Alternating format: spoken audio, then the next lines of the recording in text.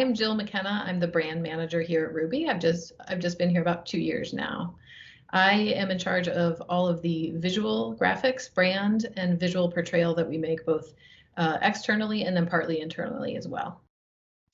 And I'm Katie Hurst. I'm the director of brand and content. Also been here just about 2 years. And it's my job to oversee the alignment of our verbal conversation as well as our visual language of how we describe what we do and who we are. And then also oversee our thought leadership efforts. So how is Ruby leading the conversation when it comes to the customer experience world?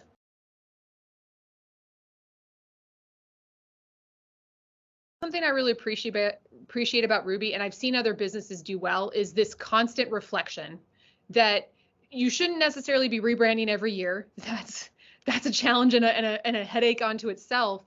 But there are ways to keep your brand nimble and agile while keeping it in some foundations, but also just don't think that your brand is in a safe space that it shouldn't be evaluated regularly. And I think that's more on like a 2 to 3 year cycle on a big level. But then obviously with, Jill and I are talking about quarterly, really going through and finding out what are those core messages and how can we continue to make small tweaks to really make it feel different and yet still consistent. When you revisit, you really want to make sure that you have the right people to do that with. And it might not be people that are on your team. You might need an outside agency. When you're looking at something every single day, you can't always see it the most clearly. So bringing in fresh eyes when necessary. I know that's out of reach for a lot of people, but just getting outside perspectives, people in other industries. How does this read? Does this seem true to who we are? And thinking about that. And you have to be prepared that brand people in a company should not always be the most loved people. And the reason why is because they're holding the standard. They are looking at values, mission, and vision and holding every decision up to it every single day and saying, hey, are we all in alignment here? Is this actually depicting what we believe in? And that's not always a comfy place to be, but it's a really important thing to have within a company, especially when you're reconsidering doing a rebrand.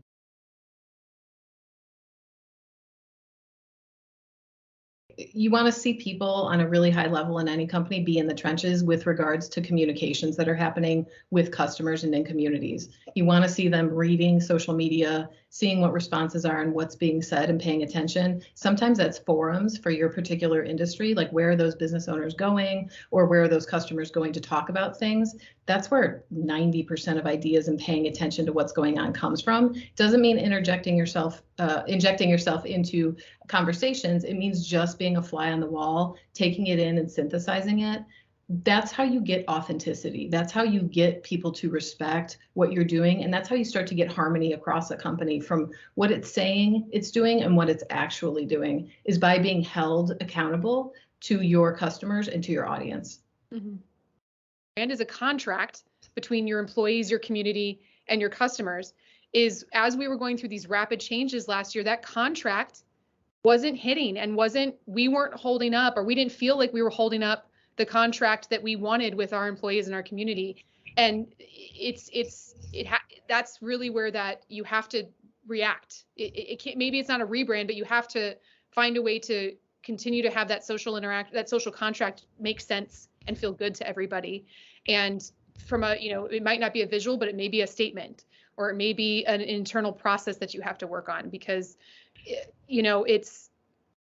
I have certain brands I like. I have certain things I enjoy that might not fit at all. Like on a personal level, that might not fit at all with what we're trying to hit. And so you really have to be willing to step out of that comfort zone and invite other opinions.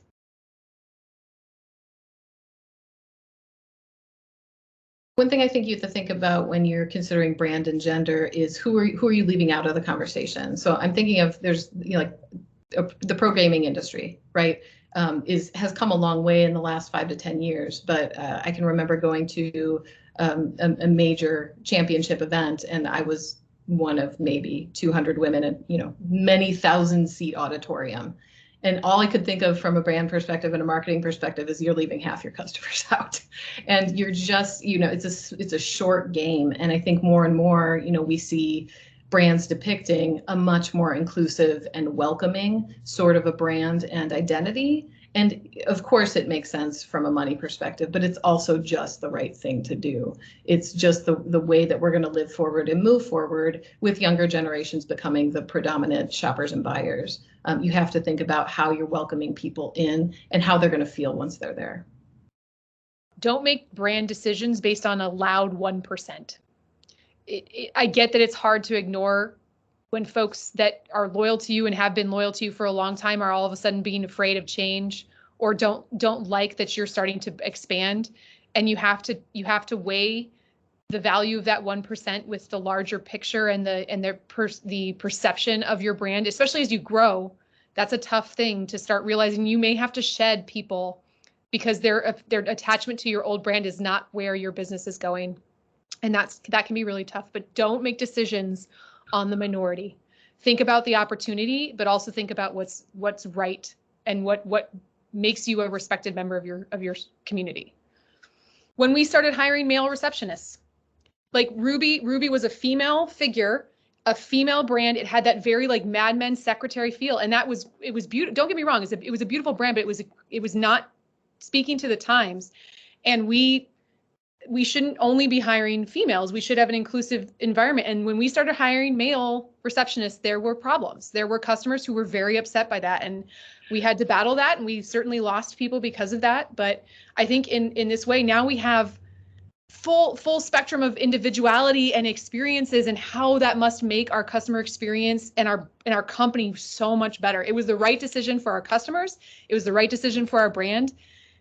And it just, we lost people because it wasn't the, in your mind, as a lawyer, you're thinking, I need a female receptionist, and that's just not reflective of the times.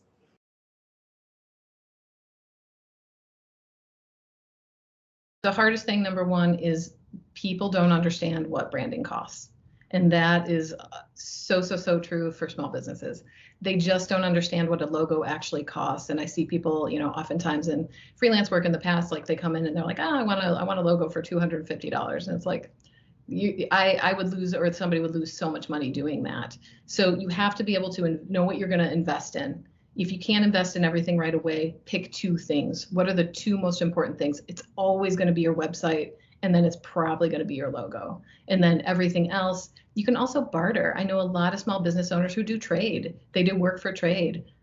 Whatever their services they provide to somebody who offers website services or back and forth. The small business community it's one of my favorite places. It's truly a place that understands that a rising tide raises all ships. I have been in so many situations where I've run tools back and forth down a street to another company or to a friend, or they've provided something to me, just on Word, and then I get them back in the future.